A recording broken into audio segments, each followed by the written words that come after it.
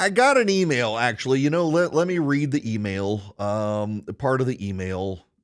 And part of it is essentially saying, I understand you're trying to be objective and pretend to give NBC the benefit of the doubt, but you come across as naive. The corporate media are tasked with reporting the approved establishment narrative, left is good, pro-lifers bad. I'm not naive at all. I know that's what they do. But I also do think there's should be more willingness on our side to not just go straight for our own narrative that the media is bad, because occasionally the media does good things. I couldn't do this show, nor could you find out about half the stuff that happens in the country without the media that is out to get us. But the media is out to get the GOP, and in particular, the American media is out to stop Republicans, and they're playing up Republican divisions, and there are Republicans who profit off those divisions, Marjorie Taylor Greene, and the Republicans should stop taking the bait and start being united, and I've got their message for them. It is the economy. This is Larry Summers on CNN.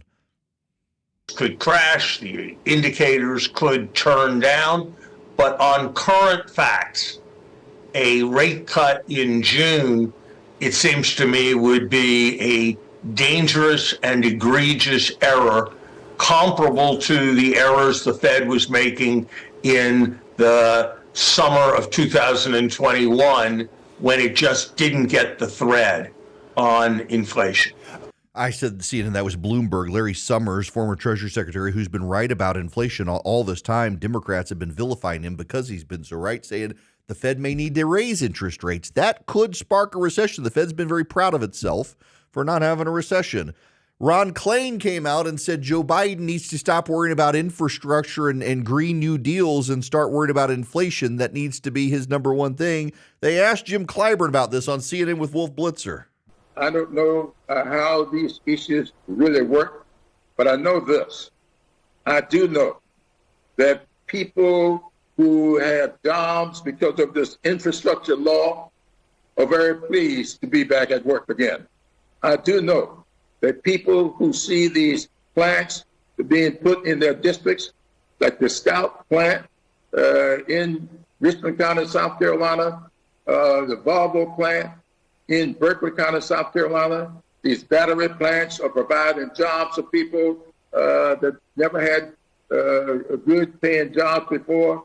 Those things we need to talk about. But people are talking about how much it costs to live. They got jobs, but jobs are part of the problem. But a little more from CNN first. On the road, President Biden has tried to point to some of those positive indicators over the past few months. The fact that unemployment is down, the fact that wages are rising, and that the overall inflation trend is also lowering. But even as he's trying to highlight those positive aspects of the economy, what Americans are feeling is completely different. If you take a look at one of the most recent national polls from Marquette, it found that the majority of voters believed that the economy is either not so good or poor. And then when you stack up President Biden against former President Donald Trump, more believe that Trump is better on economic issues than President Biden. Yeah, that's a real problem because the data bears this out. Again, one more from CNN. It was again last month. It is now at the highest level since April of 2023. CNN's Paula Newton is joining me now from Ottawa.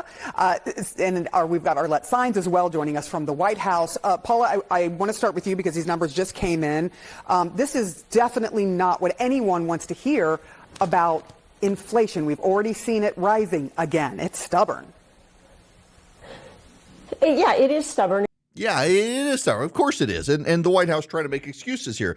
Let me give you the actual data here, because a lot of people aren't paying attention to a subcurrent of economic times. And I've got this data that 8,087,000 Americans in 2023 were having to work multiple jobs.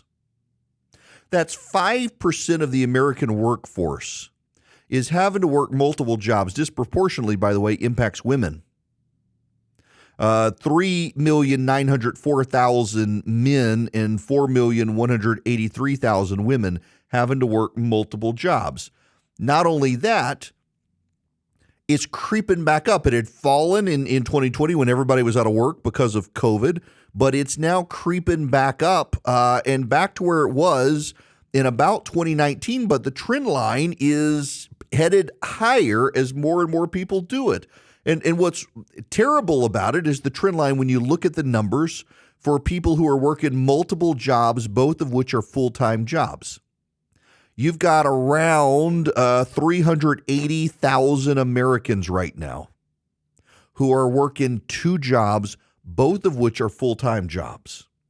And then you've got 5,055,000 Americans who are working a full-time job but have taken on part-time work just to make ends meet. And again, whether you're looking at people who are working two full-time jobs or a full-time job and a part-time job to make ends meet, the trend line is up significantly. And the trend line continues to go up significantly. People are working multiple jobs. It is the economy, stupid. Marjorie Taylor Greene has the national press corps salivating over Republican Civil War trying to oust Mike Johnson. It is a distraction from the economy. The media is fixated on an Arizona abortion law. I was on with Leland Vittert last night. He pointed out at the ABC, CBS, and NBC, all three of them led their news with the Arizona abortion law and the Arizona Supreme Court decision, suggesting that the court there was imposing abortion on Arizona, which is nonsense. They misrepresented it, but they're trying to do everything to stop Trump. They're trying to do everything to attack Trump, and Republicans are making it really easy. They're focusing on trying to remove the Speaker of the House. They're making it so easy for the Democrats to divide and conquer right now, when if the Republicans would all get on the same page, stop trying to off each other, and focus on the economy and crime, it's a winning message for the GOP. Crime in urban areas around this country is on the rise. It is on the rise, and the media is insisting it's in decline because people have just given up and stopped reporting it, even though it's happening. It's not safe in parts of this country where it used to be safe to go because of crime, because of illegal immigration. You have the fentanyl issue, and you have an economy, a growing number of Americans having to work two jobs to make ends meet in an economy the Democrats tell us is on fire and good. The Democrats constantly tell us the economy is working for people, and actually people are working more because the economy's not working for them, and they got to go find extra work to make ends meet. Groceries are up, the cost of living is up, the cost of everything is up. There is a message here for the GOP. Was on TV last night with Leland Vittert on News Nation, and one of the things he asked me is, why aren't Republicans focused on this? When you have a leader of the party in Donald Trump who has no impulse control and can't pick a message and stick to it, the rest of the party doesn't think it matters. They're just going to get distracted. I dissent. In 2022, the Republicans who won tough races were the ones who stuck to the message, crime in the economy. The Republicans who kept going off the reservation and focusing on other stuff, fighting about abortion and other things, they lost. Right now, you have some in the Republican leadership level trying to blame pro-lifers for all their woes. It's not true. A lot of pro-lifers won in 2022. In fact, Brian Kemp in Georgia, a swing state, won re-election despite having signed a 6-week fetal heartbeat bill.